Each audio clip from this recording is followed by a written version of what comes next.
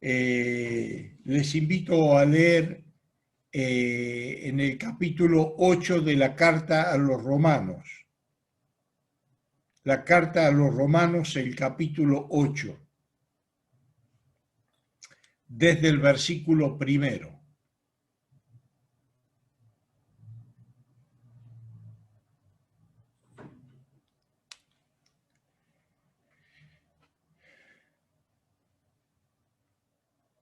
Dice así: ahora pues ninguna condenación hay para los que están en Cristo Jesús. Versículo 2. Porque la ley del Espíritu de vida en Cristo Jesús me ha librado de la ley del pecado y de la muerte. Porque porque lo que era imposible para la ley, por cuanto era débil por la carne, Dios, enviando a su Hijo en semejanza de carne de pecado, y a causa del pecado condenó al pecado en la carne, para que la justicia de la ley se cumpliese en nosotros, que no andamos conforme a la carne, sino conforme al Espíritu.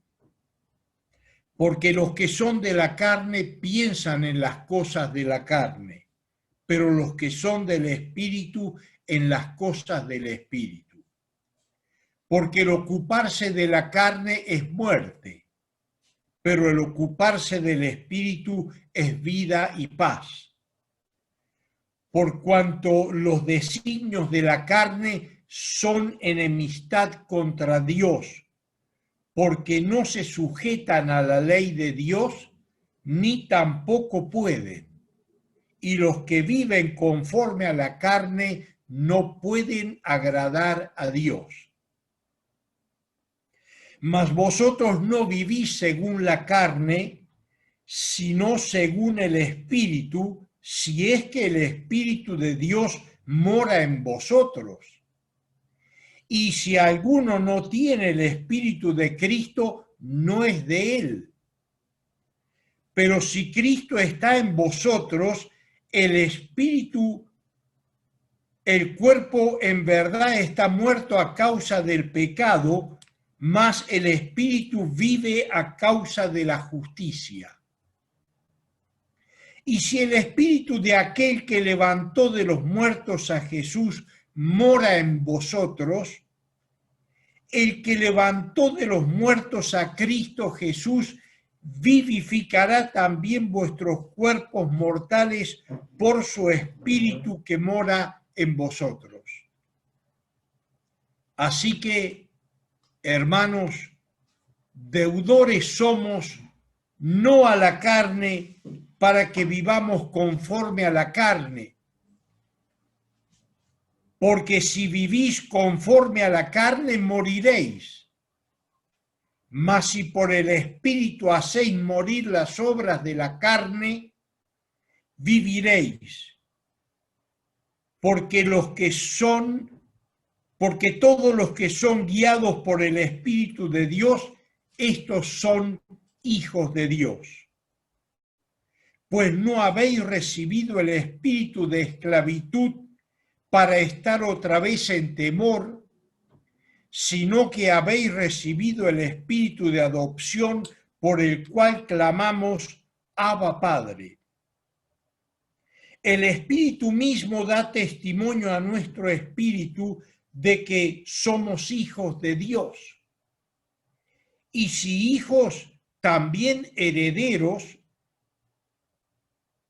de Dios y coherederos con Cristo, si es que padecemos juntamente con Él, para que juntamente con Él seamos glorificados. Hasta aquí nomás quiera el Señor bendecirnos en la meditación de su palabra. La carta a los romanos, creo que fue Martín Lutero, aquel hombre que Dios lo llamó de una manera soberana y los sacó del claustro, los sacó de las tinieblas. Él dijo, hay que leer los 4 evangelios y luego leer la carta a los romanos. Es el 5.º evangelio. Y una cosa es leer la vida, la narración de la vida y las obras de Jesucristo, y otra cosa es ver todo el plan de la redención, todo el plan de la salvación, cómo Dios lleva a cabo el plan de la redención. Y la carta a los romanos es una carta magistral, en donde el apóstol Pablo pareciera que está frente a un tribunal hablando delante de un juez, que hay condenados y hay fiscales y hay un veredicto que dar para la condenación de los pecadores. Verdaderamente la carta a los romanos narra desde el principio qué es el evangelio. El evangelio es Jesucristo. El tema del evangelio es Jesucristo. Y Jesucristo es el tema del evangelio. Por lo tanto, los primeros versos de la carta a los romanos nos hablan del origen del evangelio. El evangelio se originó en Dios y Dios lo reveló a los hombres y lo puso al alcance de los hombres para que pudiesen echar mano de la vida eterna. Pero luego sigue hablando acerca de la condición en que quedó el ser humano después de la caída. El ser humano cayó en un abismo, en una profundidad insondable. Y podemos leer el capítulo 1 de la carta a los romanos y ver allí la degradación, la perversidad, la depravación del hombre. Cuando en teología se habla de depravación total, se está hablando no que tú o yo podamos ser lo peor que hay, sino que la depravación total dice que no quedó en el ser humano una partícula sana sin que el pecado la afectase. Todo el ser humano quedó afectado por el pecado. Y entonces Dios pone en un mismo plano a todos los seres humanos. Todos hemos pecado. Pero dice que Dios no dejó al hombre sin testimonio. Las cosas invisibles de Dios, su eterno poder y deidad, se hacen claramente visibles desde la creación del mundo. Pero Dios también puso dentro del ser humano la conciencia. Y la conciencia en el ser humano es la que le atestigua de que hay un Dios. Así que la creación habla de Dios. La conciencia puesta en el hombre habla de Dios. Pero Dios ha dado la ley también a través de la nación de Israel. Y la ley habla del carácter moral de Dios. La naturaleza nos da un aspecto del carácter sabio, inteligente y omnipotente de Dios en todo lo que creó.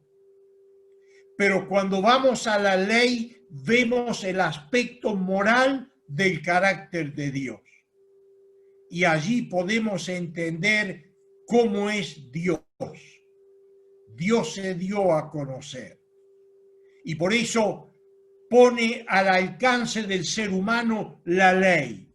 ¿Para qué fue dada la ley? Para mostrar el pecado. ¿Qué hace la ley? Revela el pecado. La ley es una radiografía que nos muestra la enfermedad. Es un espejo que nos muestra cómo estamos interiormente, pero no tiene ninguna solución.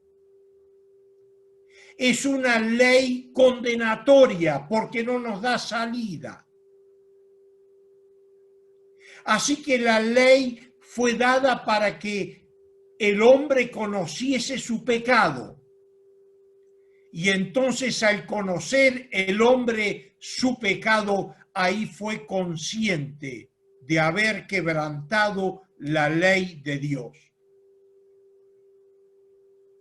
Pero dice que Dios ha provisto un Salvador. Nosotros no podemos alcanzar por nuestros medios la justicia de Dios. Pero Dios ha manifestado su justicia a través del sacrificio de su Hijo. Y todos los que van a Él y echan mano por la fe de esta gracia de Dios, de esta salvación de Dios, obtienen la salvación y el perdón de sus pecados. Y pasan de muerte a vida. Así dijo Cristo: yo he venido para que tengan vida y para que la tengan en abundancia. Y esa vida brota desde la cruz, cuando Él abrió un camino hacia la presencia de Dios. Y luego en el capítulo 6 nos habla de que todos aquellos que nos hemos identificado con Cristo hemos muerto al pecado para vivir una vida en novedad, una vida diferente, una vida nueva, con un rumbo nuevo, con un motivo de vivir nuevo. Pero cuando llegamos al capítulo 7, el apóstol hace una consideración de sí mismo, un autoexamen, y ve que hay una lucha en su vida. Y hay una lucha de la cual él no puede vencer. Veo una ley en mis miembros que se revela contra la ley de Dios. Allí pareciera que habla de la vida de un pecador que todavía no alcanzó la gracia de Dios. Sin embargo, el capítulo 7 de la carta a los Romanos está hablando de lo que es la experiencia de todo cristiano. Hay una lucha por querer hacer el bien y no poder alcanzarlo. Y por querer evitar el mal y hacerlo sin poder evitarlo. Y entonces vemos que hay una lucha interna. Y esto habla de las dos naturalezas que Dios ha dejado en nosotros. El día de nuestra conversión, Dios hizo una nueva naturaleza en nosotros. Nacimos de nuevo, de arriba, del cielo, por la palabra y por la obra del Espíritu Santo. Nacimos para el cielo. Y entonces ahí se creó en nosotros una nueva naturaleza. Y entonces ahí está la lucha. La lucha entre la nueva naturaleza y la vieja. Y podríamos decir, ¿por qué Dios nos deja en el mundo con esta naturaleza vieja? ¿Por qué no nos dejó totalmente renovados? Porque Dios va a engrandecer su poder y su gloria, haciéndonos vivir una vida victoriosa. Porque no solo nos ha dejado esta naturaleza adámica, antigua, pecaminosa, inclinada al mal, nos ha dejado en el mundo. El mundo nos atrae y el mundo encuentra eco en nosotros. ¿Por qué? Porque nuestra naturaleza está enferma. Y nos ha dejado en este mundo donde es el reino de Satanás. Pero es acá donde Dios va a engrandecer su gracia, haciendo que los redimidos vivamos de victoria en victoria, de triunfo en triunfo. Termina el capítulo 7 diciendo el apóstol Pablo: ¿quién me librará de este cuerpo de muerte? Y termina con estas palabras poderosas, profundas: gracias doy a Dios por Jesucristo, Señor nuestro. Bendito sea nuestro Dios. En Él está la victoria, en Él está el triunfo. Pero vemos aquí en el capítulo 8, vemos que aquí nos da otra idea. En el capítulo 7 nos muestra que nuestra unión con Cristo nos ha liberado de la ley del pecado. Y en el capítulo 8 nos va a hablar de que nuestra unión con Cristo nos ha capacitado para servirle a Él. Comienza diciendo: ahora pues, ninguna condenación hay para los que están en Cristo Jesús. Y diríamos, ¿qué es estar en Cristo Jesús? Y esta es la obra que el Espíritu Santo ha hecho el día de nuestra conversión. Lo dice Pablo a los Corintios en su primera carta, capítulo 12, versículo 13, porque por un solo Espíritu fuimos todos bautizados en un cuerpo.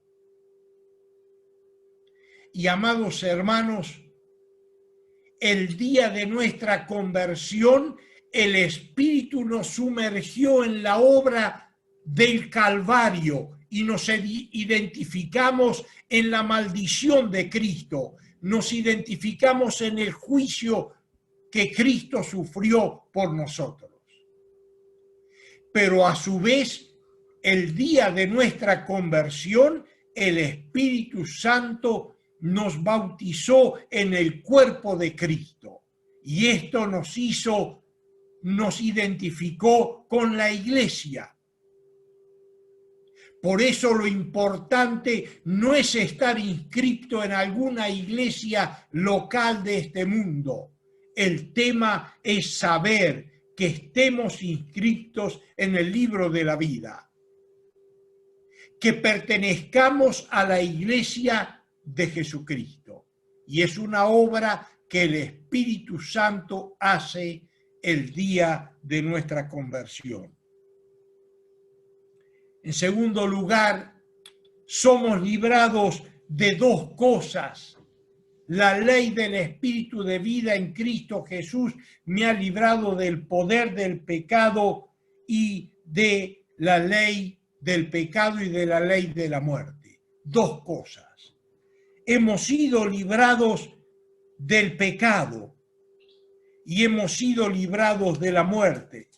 Dice Romanos 5:12, por tanto, como el pecado entró en el mundo por un hombre, y así la muerte pasó a todos los hombres por cuanto todos pecaron. Capítulo 6, verso 23, porque la paga del pecado es muerte, mas la dádiva de Dios es vida eterna en Cristo Jesús, Señor nuestro. Y nos ha librado del poder no solo del pecado, sino que nos ha librado del poder de la muerte.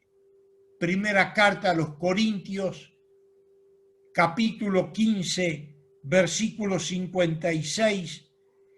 El aguijón de la muerte es el pecado, y el poder del pecado la ley.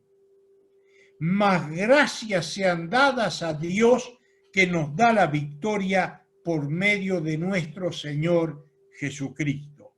Bendito sea nuestro Dios, que nos ha dado la victoria a través de Cristo, la victoria sobre la ley del pecado y sobre la ley de la muerte. Nos hemos identificado con Cristo en su muerte por el pecado y en su resurrección para vivir una vida nueva.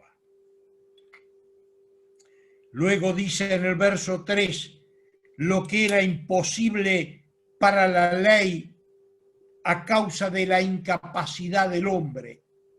La ley es santa, es perfecta, es justa, es buena. Pero la ley es una letra fría. Por eso está escrita en tablas de piedra. Es una ley condenatoria que revela nuestra pecaminosidad y a su vez nos condena, no nos da salida. La ley Dios la dio no para salvar, sino para hacer reconocer, para hacer ver nuestra naturaleza pecaminosa. Y como dice Pablo en el capítulo 7, yo no conociera qué es la codicia, que es pecado, si la ley no dijera no codiciarás. Ahí supe que la codicia era pecado. Y entonces nosotros conocemos que pecamos cuando la ley nos muestra nuestra transgresión. Y la incapacidad del hombre para cumplirla. Dice porque la ley nos fue dada para revelar nuestro pecado, pero la ley es incapaz de salvarnos. ¿Por qué? Porque nuestra naturaleza adámica no puede ajustarse a la ley, porque nadie ha cumplido la ley de Dios, solo uno, Jesucristo. Verso 7 de este capítulo, lo vamos a ver más luego, lo menciono nomás. Por cuanto los designios de la carne son permanentemente, son enemistad contra Dios, porque no se sujetan a la ley de Dios, ni tampoco pueden. Nuestra naturaleza está en una continua enemistad contra Dios. Por eso es imposible que el hombre busque a Dios. Por eso dice que Dios tuvo la iniciativa y envió a su Hijo, el cual vino a buscar y salvar lo que se había perdido. El que está perdido no puede volver a su lugar de donde se extravió. Para eso vino Cristo, para buscar y salvar lo que se había perdido. La iniciativa de la salvación depende de Dios, de principio a fin. Dice Jonás, orando en el vientre del pez, la salvación pertenece a Jehová. Y amados hermanos, nosotros no podíamos ser salvos por nuestros propios esfuerzos. No hay méritos, estamos incapacitados y frente a la ley nos vemos transgresores, delincuentes. Y entonces estamos condenados.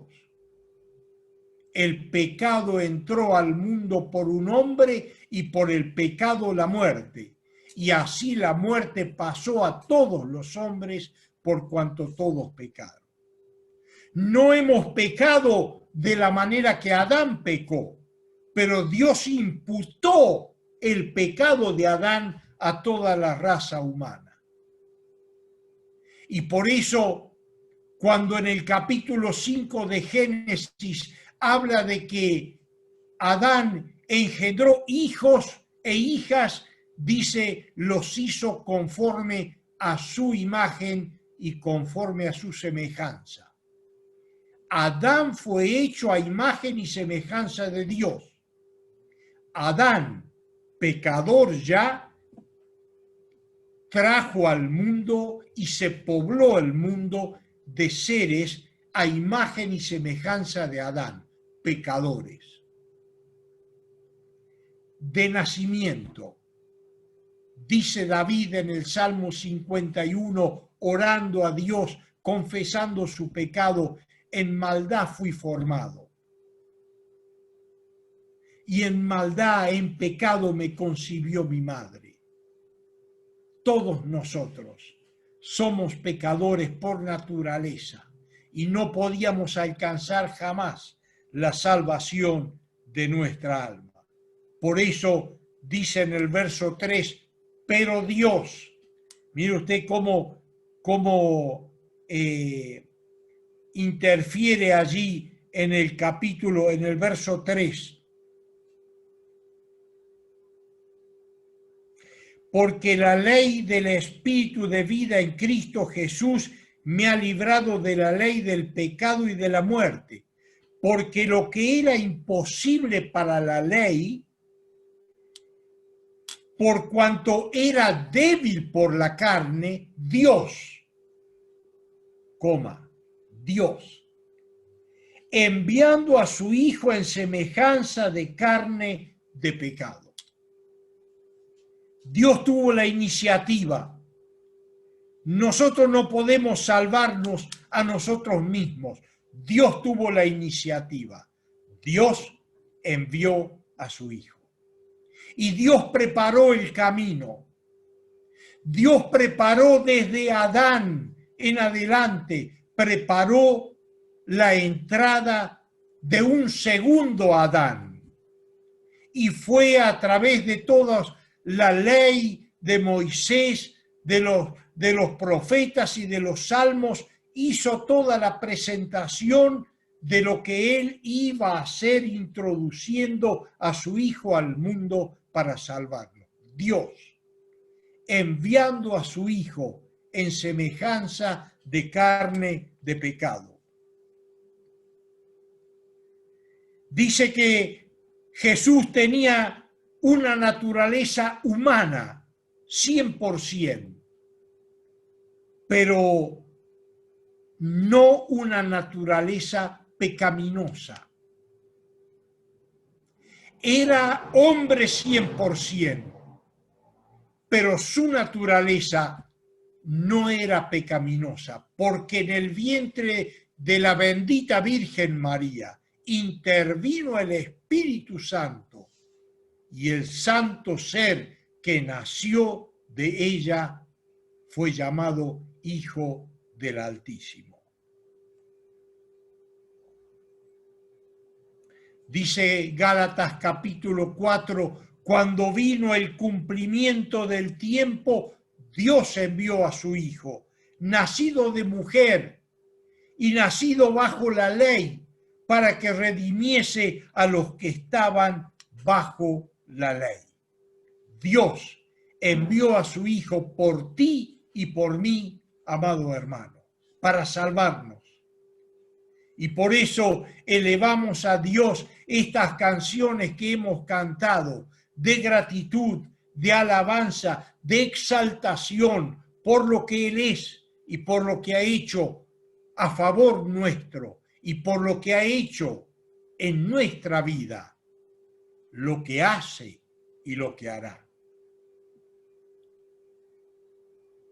Dice al final del verso 3, y condenó al pecado en la carne, condenó al pecado en su Hijo Jesucristo. Dios envió a su Hijo con semejanza de carne humana, pero sin pecado. Y a causa del pecado condenó al pecado en la vida del Hijo de Dios. Dice segunda carta a los Corintios capítulo 5 verso 21, al que no conoció pecado, por nosotros lo hizo pecado, para que nosotros fuésemos hechos justicia de Dios en él.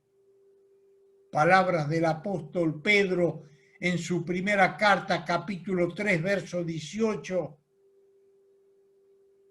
Dice, el justo padeció por nosotros los injustos para llevarnos a Dios.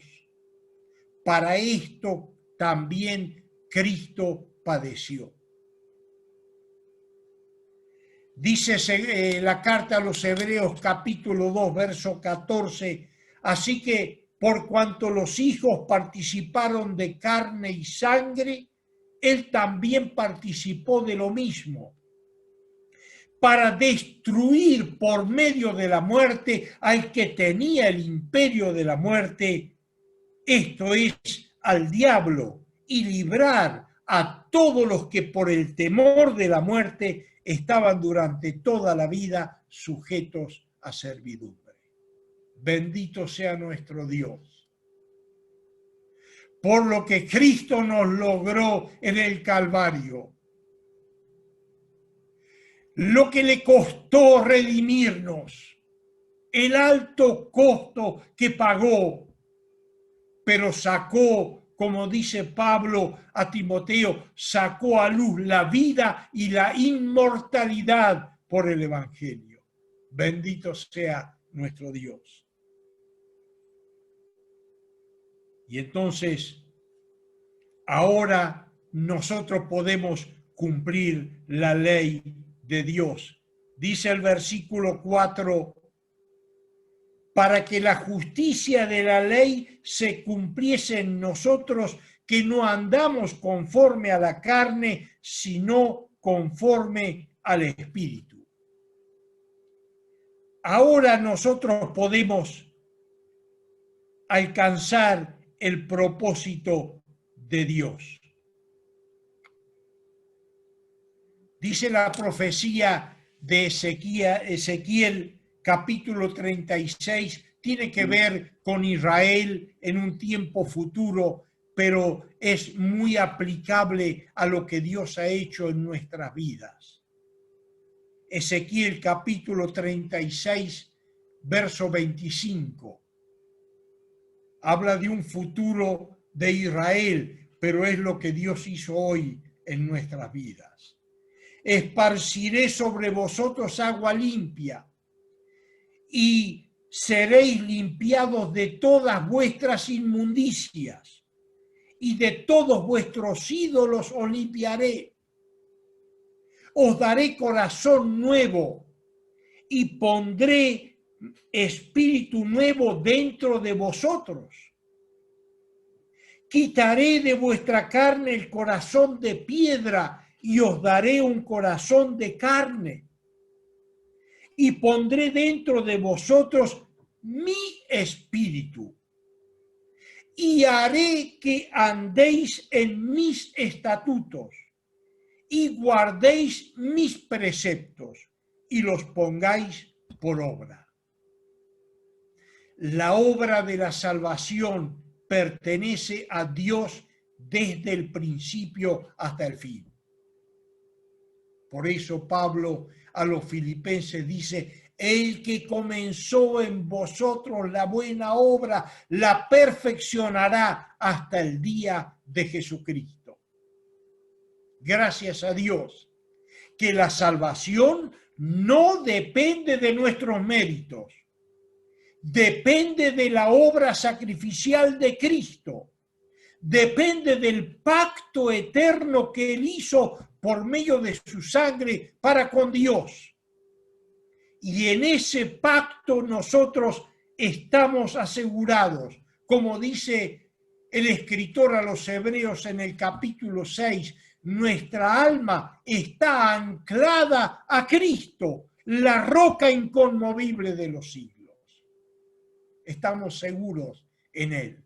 La salvación no se pierde. La salvación que Dios otorgó no se puede perder. podemos perder la comunión con Dios, porque pecamos permanentemente. Y si no nos arrepentimos, contristamos al Espíritu.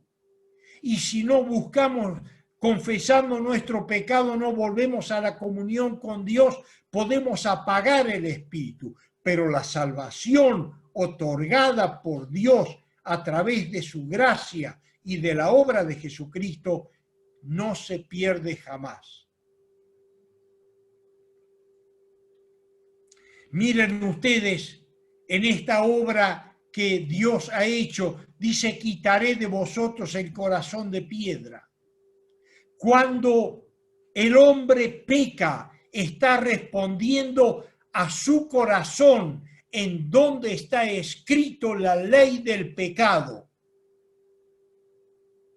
Nadie le enseña a un niño a mentir. Nadie le enseña al joven, al adolescente a robar, a hacer lo malo. Nadie lo manda a una escuela para aprender. Somos pecadores y practicamos el pecado en la medida que nos vamos desarrollando. Por eso dice que el Evangelio, cuando la persona viene arrepentida y clama a Dios por misericordia, por salvación, Dios le quita su corazón de piedra y le da un corazón de carne. Y allí escribe su ley. Por eso vivimos bajo el régimen del Espíritu y no bajo el régimen de la carne. Vivimos ahora gobernados por el Espíritu. Por eso dice aquí la profecía de Ezequiel, dice, y pondré dentro de vosotros mi espíritu, y Dios lo puso. Dice Pablo a los Efesios capítulo 1, verso 13, habiendo oído el evangelio de vuestra salvación y habiendo creído en él, fuisteis sellados con el Espíritu Santo de la promesa, que es la garantía de nuestra fe. Dios nos selló, el Espíritu Santo nos fue dado. Ese Espíritu ha venido para habitar nuestra vida y hacer el templo de Dios. Dios no mora en templos hechos de manos. Así dijo Pablo a los atenienses en el capítulo 17 de los Hechos de los Apóstoles. Dios no mora en templos hechos de manos, pero Dios vino para habitar nuestras vidas por su Espíritu. Y pondré mi Espíritu dentro de vosotros.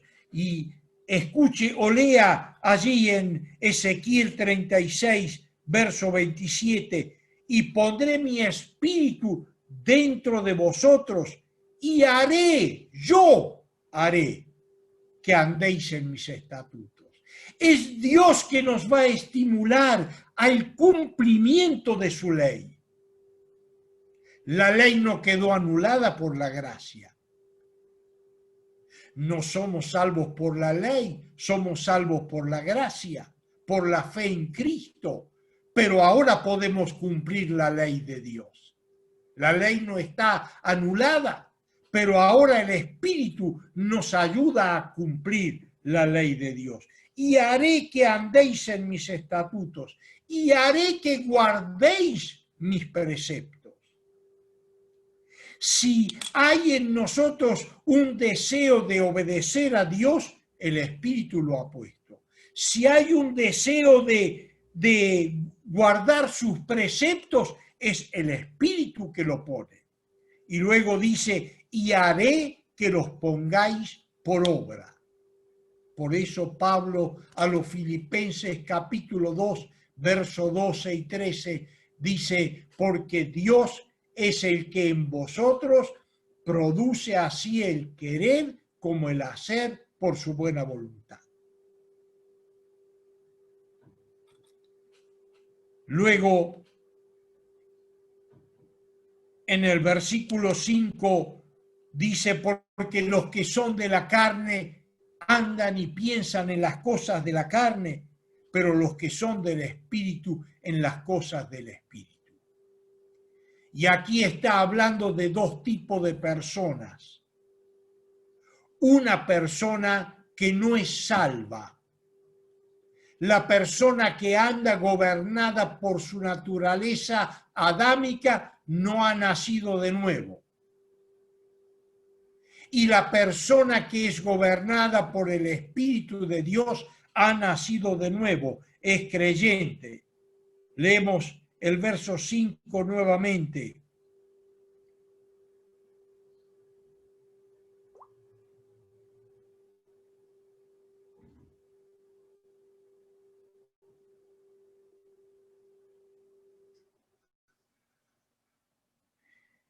Dice el verso 5,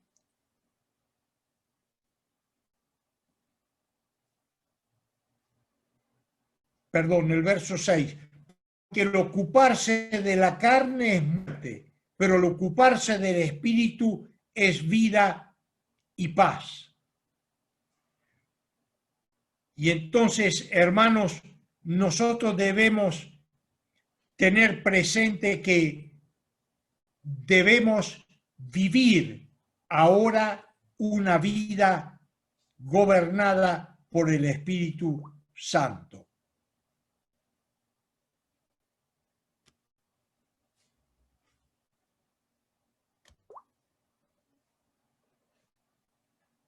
Perdón que la tablet se corre de más. Porque el ocuparse de la carne es muerte.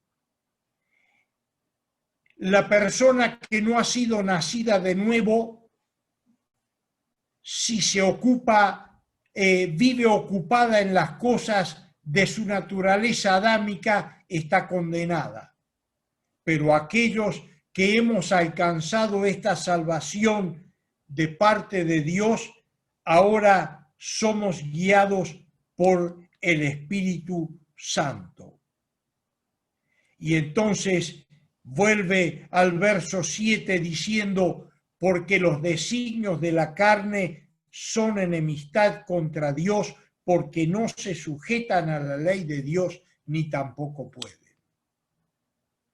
La persona que no es salva, que todavía no se ha arrepentido de su pecado y se ha convertido a Cristo, está en su naturaleza adámica y está obrando todo aquello que va acumulando pecados para el juicio del gran trono blanco donde será condenado eternamente. Pero los que hemos alcanzado por la gracia esta salvación, hoy nos ocupamos del Espíritu. Estamos pensando en lo celestial, pensamos en lo eterno, pensamos en las cosas espirituales. ¿Por qué? Porque hay en nosotros una nueva naturaleza que debe ser alimentada, que debe ser nutrida, que debe ser satisfecha con la palabra, que debe alimentarse y nutrirse con la palabra de Dios. ¿Para qué? Para poder contrarrestar todas las demandas e influencias de la naturaleza adámica. Por eso el verso 9 dice, mas vosotros no vivís según la carne, sino según el Espíritu. Si es que el Espíritu de Dios mora en vosotros, y si alguno no tiene al Espíritu de Cristo, el tal no es de él. Amados hermanos, es bueno para todos los que me escuchan aquí que nos analicemos si realmente poseemos al Espíritu de Dios.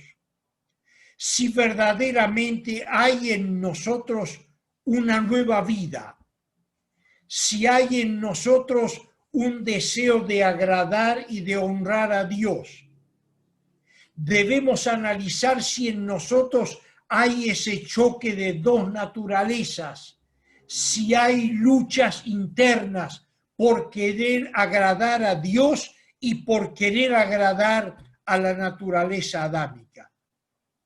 Si esto no se siente, debemos analizarnos verdaderamente si hemos nacido de nuevo.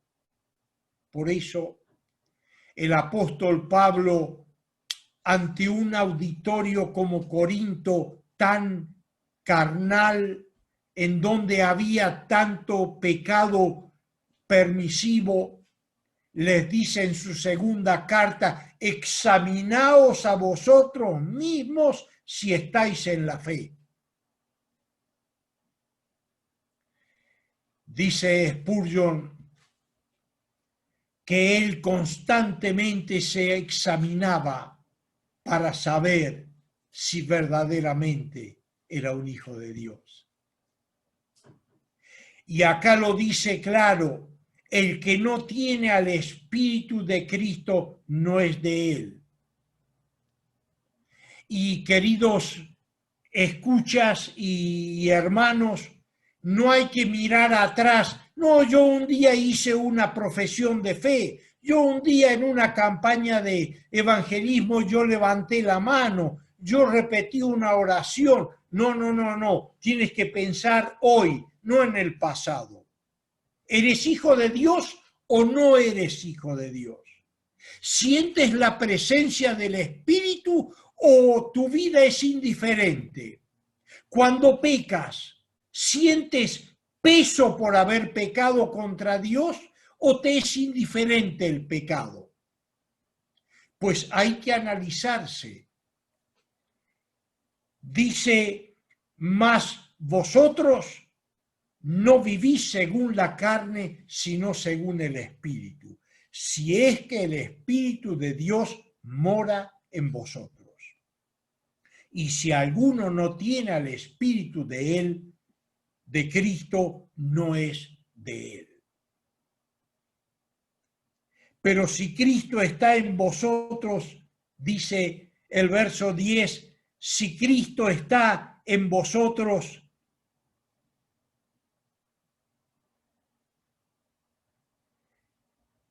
el cuerpo a la verdad está muerto a causa del pecado, mas el Espíritu vive a causa de la justicia. Y si el Espíritu de aquel que levantó de los muertos a Jesús mora en vosotros, el que levantó de los muertos a Cristo Jesús vivificará también vuestros cuerpos mortales por su Espíritu que mora en vosotros. Cuando uno lee Efesios capítulo 1, verso 19 al final y ve la acción de Dios, la supereminente grandeza del poder de Dios, descendió por medio de su Espíritu para levantar a Cristo del medio de los muertos. No dijo como el Señor dijo a Lázaro: Jesús, ven fuera. Dios, por medio de su gran poder y su Espíritu, vino a sacar de la tumba, luchando contra todas las fuerzas infernales, y sacó a la luz a su Hijo. Y después de ponerlo en evidencia ante todos los discípulos, lo entronizó en la gloria y le ha dado un nombre que es sobre todo nombre, para que en el nombre de Jesús se doble toda rodilla de los que están en el cielo, en la tierra y debajo de la tierra, y toda lengua confiese que Jesucristo es el Señor, para la gloria de Dios Padre. Bendito sea nuestro Dios, que la obra que ha hecho con su Hijo Jesucristo la quiere hacer en tu vida y en mi vida. Nos sacó del abismo del pecado, nos ha exhibido ante el mundo como nuevas personas, y es Él que nos va a exaltar en los lugares celestiales y colocarnos junto a su Hijo Jesucristo. Dice, ahora todos los que hemos recibido este Espíritu, dice verso 14, todos los que son guiados por el Espíritu de Dios, estos son hijos de Dios. Y el Espíritu Santo, hermanos, ha venido para guiar nuestra vida. Nosotros no conocemos el camino. Es como Israel cuando sale al desierto. No conoce el camino, pero Dios le da dos señales, la nube y el fuego. Dios nos ha dado dos señales para guiarnos en este mundo. Su palabra y su espíritu que mora en nosotros. Él ha venido para guiarnos. Cada día que amanecemos es un nuevo camino. No sabemos lo que nos depara el día. Dios sí lo conoce todo. Nosotros nos vamos despachando cada día con las cosas que nos acontecen. Y amados hermanos, termino diciendo las palabras del apóstol diciendo, por lo tanto, deudores somos para que vivamos no conforme a la carne, porque si vivimos conforme a la carne vamos a morir, y aquí no se habla de la muerte espiritual, se habla de que vamos a perder la comunión con Dios. Pero dice, deudores somos para vivir conforme a la voluntad de Dios.